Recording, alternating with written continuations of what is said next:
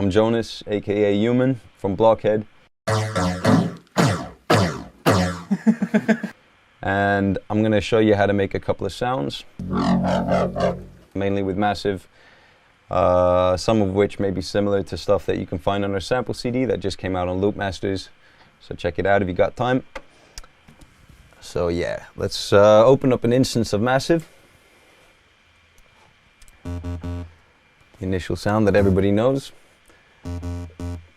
So first off, there's so many wavetables.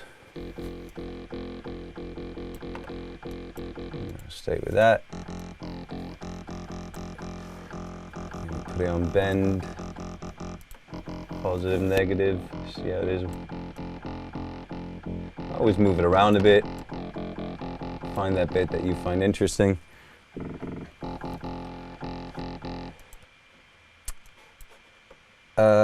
Envelope 4 is always the amplitude envelope, and annoyingly you always have to turn the level up once you've opened it.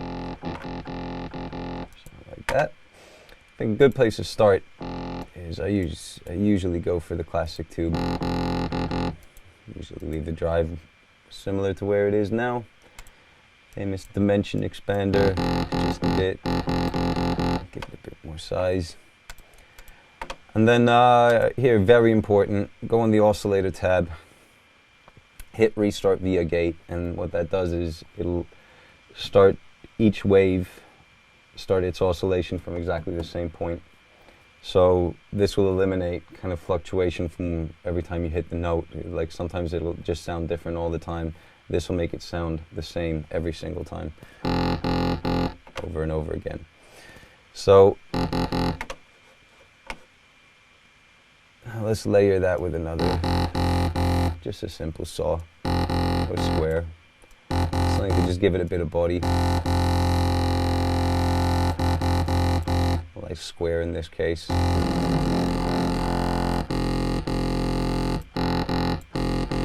Tune it down an octave, give it a bit more beef. So now, yeah, here's the thing that I feel really makes a difference when you're making sounds in massive. And what I like to do sometimes is route an LFO to the pitch of both oscillators. And you can try different amounts. I'm going to put it on 12 right now.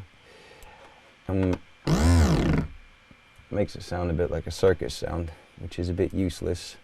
But if you turn the rate on that oscillator up really fast, it'll start self-oscillating, and you can get some very interesting results.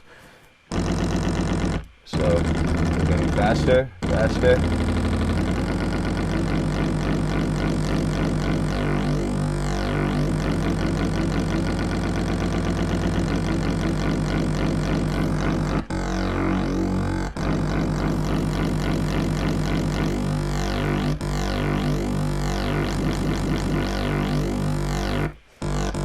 So I kind of like that. Let's check what the amp knob underneath is, more or less the amount that the LFO works. So once you've done that, you can mess around with the amp knob and get some interesting results as well.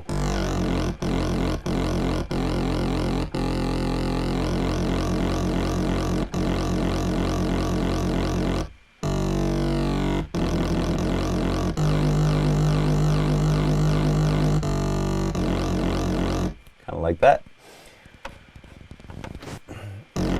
So now, just to get a little bit of separation, let's route these two oscillators to, oh, and you can detune them a bit if you want, but I'm just going to leave it now. Might sound interesting. We can try. I'm just going to leave it normal tuning. We've got a bit of detuning because of the LFO anyway. Well, it has a similar effect. So now, let's put a little bit of bit crushing on it, just a bit, and I tend to keep that in the position where it's already in. If you go onto the routing tab, you can see where everything is.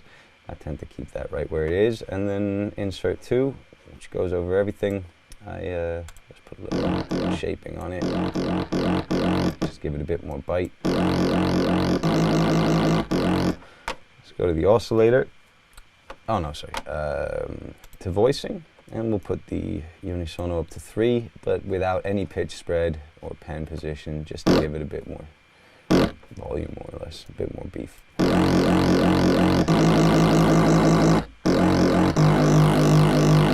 Cool, I like that.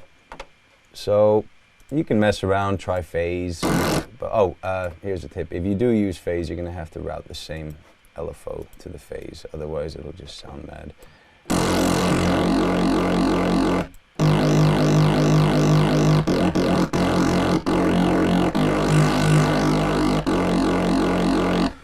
Sounds dirty. One thing I find really, really good about Massive is the noise generator.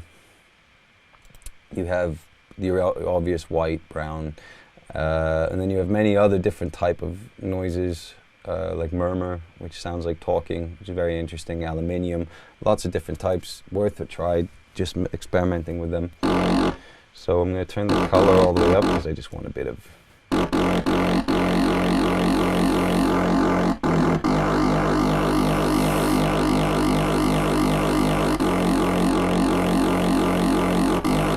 I think noise gives a lot of texture to stuff. Do a little bit of filter feedback. And yeah, let's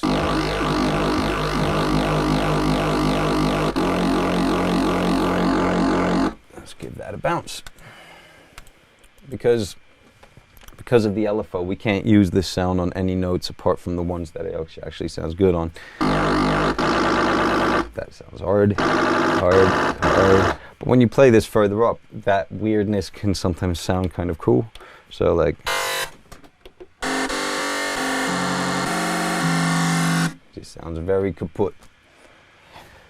So let's go back down to the octave that we want this at.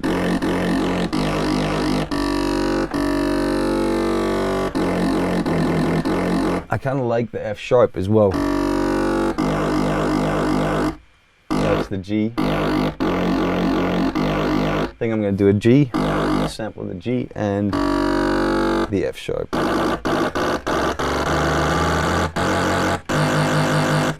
Cool. So, just create a little region.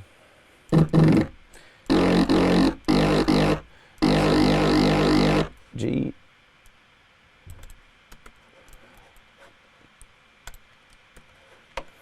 Give that a little bounce.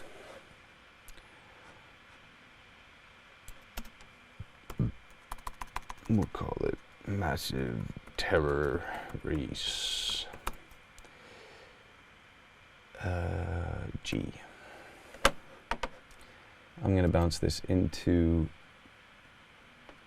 a folder that I have designated for resampling, which is a very good idea that you have a folder like that. So also when you're just working on tracks and you might come across a sound that you like, but it doesn't necessarily fit into that track, it's a good idea to just bounce it into a folder that you continuously update, and that you have all your sounds in there that you've made.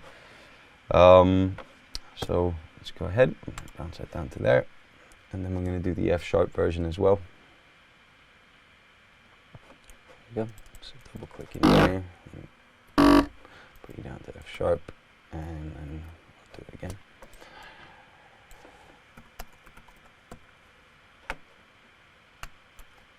I still haven't found out how to make the sharp sign on a Mac, so if anybody knows, please write that down in the comments. So now we have these two audio files.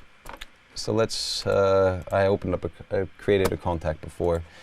So let's open up this contact, and we're going to load in these audio files that we created with Massive. Here we go, Massive Terrorist. So let's take our G and our F sharp. I think we'll do the G. Sounds more interesting. So here's our G, and I have contact set up so that it routes everything, the root to an F. So now we have to go into the mapping editor and change that to a G.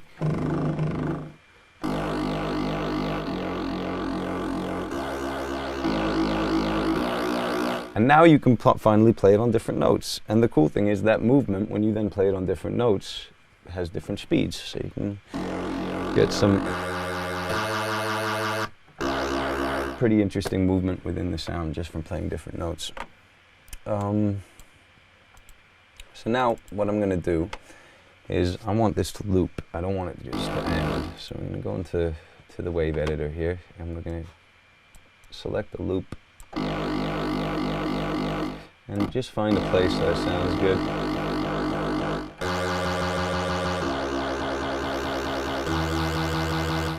Cool, I like that. If you have any clicks, just use the X fade, but I don't hear anything. I think this sounds good. So let's say we want to create, let's give it a bit of movement. The mod's here, so we have our pitch set to 2. That's fine. Let's leave it at that for the pitch bend wheel. Let's create a let's just create a low pass here. I'll just use this daft. Take the cutoff down, and I'm going to assign that cutoff to MIDI CC1, which is the mod wheel. So now, okay, and here's a little trick from back. A lot of people used to do this, and it sounds pretty cool because you can get a very controlled phase effect. More or less, what you do is you just save your instrument here.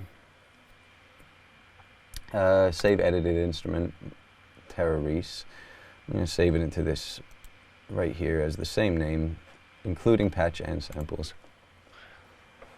And now what I'm going to do is I'm going to load recent and load the same Reese again. So now we have 2 versions of the same sound, and I'm going to have to route the MIDI assigning to 1 as well. So when I hit the keyboard, I'm now triggering both sounds at the same time. Let me put the mod up. And now this is the fun bit. If you then go onto the pitch mod of the second or the first, whichever you want, and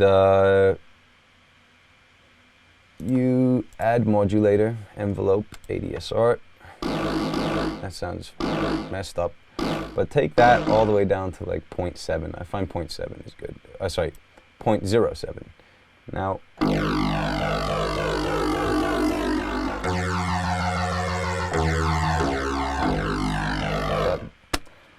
your own controlled phasing, and it will always be the same. And you can change the attack, the envelope, to change the sound of your phase.